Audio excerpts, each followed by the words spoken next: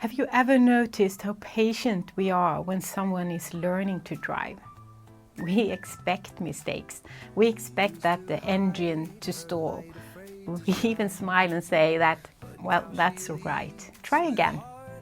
But when it comes to our own life, we often expect perfection far too early. What if life was never meant to be a performance? What if it was actually meant to be something closer to a driving lesson? A place where things feels a little bit jerky at first, where mistakes are part of the process, and where the real goal is learning. I'm Hanna Zaxmy, your leadership coach, and this podcast is your confidence boost in color. Let's go. Hi, and welcome back. I'm really glad you're here. Let me start with a simple question. Do you have a driving license? If you do, you probably remember what it was like when you were learning to drive. If you don't have, well, you probably at least have been sitting in the back seat while someone else is practicing. You know that slightly jerky feeling that the car moves, stops, and moves again. The clutch is released a little too quickly, and the engine stalls, and everyone inside the car becomes very aware that something new is happening. Learning to drive is rarely smooth in the beginning, but something interesting happens during that phase. You are completely present. You notice everything, the mirrors, the pedals, the sound of the engine, the other cars around you. You are curious because you know one thing. You are learning. Right now, I'm in a slightly more intense driving practice period again. This time, it isn't me learning to drive. It's my daughter. She has set a goal to get her license before the summer so she can easily travel to her summer job. It's a realistic goal, but it requires practice, a lot of practice. So I've been sitting in the passenger seat quite a bit lately, giving instructions, offering advice, and observing. The first sessions were on a quiet, empty area. No traffic, no spectators, just space to explore. She started learning how the car works, how the clutch and gear interacts, and when to brake, when to accelerate. And at the beginning, there was quite a few sudden stops, a few loud engine sounds, and many restarts. But slowly, little by little, things have started to flow more easily. At the beginning, everything is happening in your head. You understand what needs to happen, but translating in that understanding into movement, into coordination between hands and feet, well, it sometimes takes time.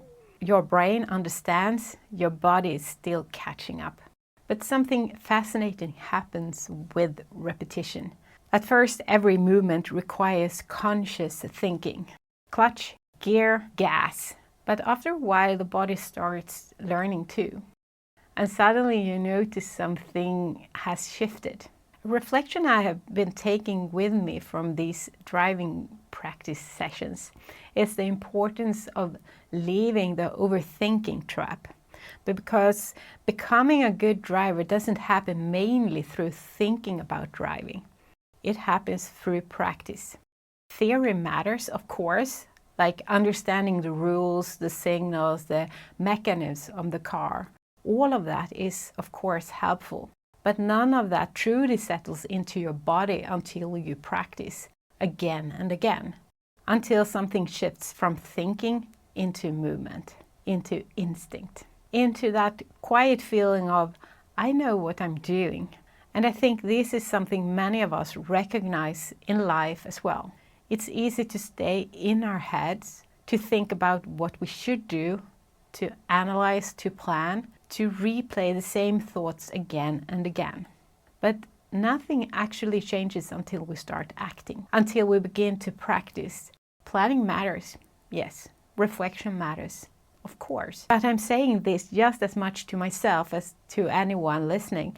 I want to move a little faster from thinking mode into practice mode, to allow myself to build more muscle memory, to try, to adjust, and to try again, and simply practice.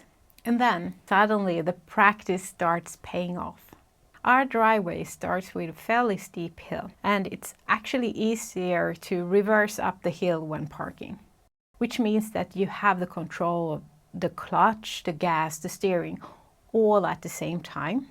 Not exactly the easiest task when you are learning. But recently, after successfully reversing up the hill and parking, my daughter turned to me with a big smile and said, "Now I can hear when the engine is at the right speed. I don't even need to look at the rev counter anymore." And in that moment, you could see it. Something had moved from thinking to more feeling. Watching these practice sessions made me reflect on something else as well. When I enter performance mode, I often become more tense, more focused on getting everything exactly right. And strangely enough, that's often when things become more jerky, more rigid, more effortful. My focus moves entirely into my head and everything becomes tighter. But when I shift into a learning mode, something changed. Instead of why did this go wrong, the question becomes interesting. What can I learn from this? What might I try differently next time? And that small shift changes a lot. So here's a thought. What if we saw life more like a long driving practice, not at a final exam, not a performance, but a continuous learning journey? This idea connects closely to the work of psychologist Carol Dweck, who introduced the concept of fixed mindset and growth mindset. In a fixed mindset, we tend to believe our abilities are fixed. We either succeed or fail. We either perform well or we don't. Mistakes becomes evidence that something is wrong. But in the growth mindset, mistakes becomes part of learning, just like when learning to drive. An engine stall isn't a failure, it's a feedback. It simply shows where your next bit of learning is. Something to practice, something to adjust. The interesting thing is that when we are learning something new, we expect it to be messy. We expect stalls. We expect awkward moments. But in work, in life, we often expect ourselves to perform perfectly much sooner. Imagine this scenario. You drive for 20 minutes. Everything goes smoothly. And then the engine stalls once when you pull onto that new road. What do you focus on? The 90 minutes that worked or the one moment that didn't? Many of us zoom in on that one particular moment. But through a growth mindset lens, that moment simply becomes information. Maybe next time you release the clutch a little slower, maybe you add a little more gas, you adjust, you practice, you learn. And you also celebrate the 19 other minutes that actually went well. One thing I've noticed when sitting next to my daughter is how curious she is about everything happening around the car. She listens, she observes, she experiments, and that curiosity makes the whole process lighter. It turns driving practice into exploration, even for me that is sitting beside her. And I think that is exactly what a growth mindset looks like. Curiosity instead of judgment, learning instead of proving, and practice instead of perfection. In work and in life, we often carry a lot of expectation to know the answers, to perform well, to move quickly. But what if life was also a practice drive? What if we allowed ourselves to say, I'm learning? What if every difficult conversation, every meeting, every decision was another opportunity to practice? That perspective doesn't lower standards. It's actually increasing learning, because when we are less afraid of mistakes, we experiment more, we notice more, we grow faster. So here's a reflection for you this week.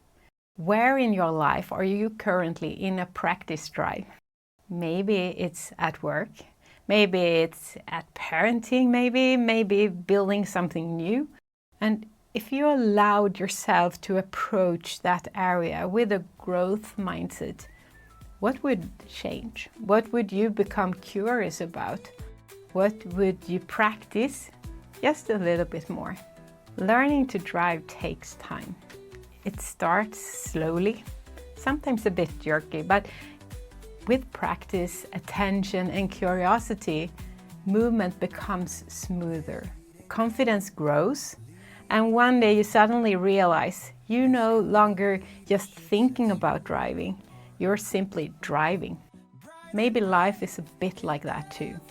A long practice drive, where the most important thing is not the speed, but the willingness to keep learning. This is what the growth mindset really looks like. Life is not a final exam, it's a practice drive.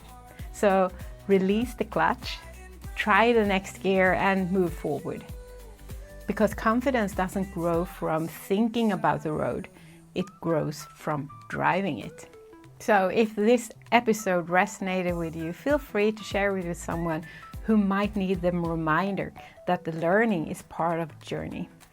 And don't forget to follow the podcast to not miss out on the next episode. And as always, be confident, be you.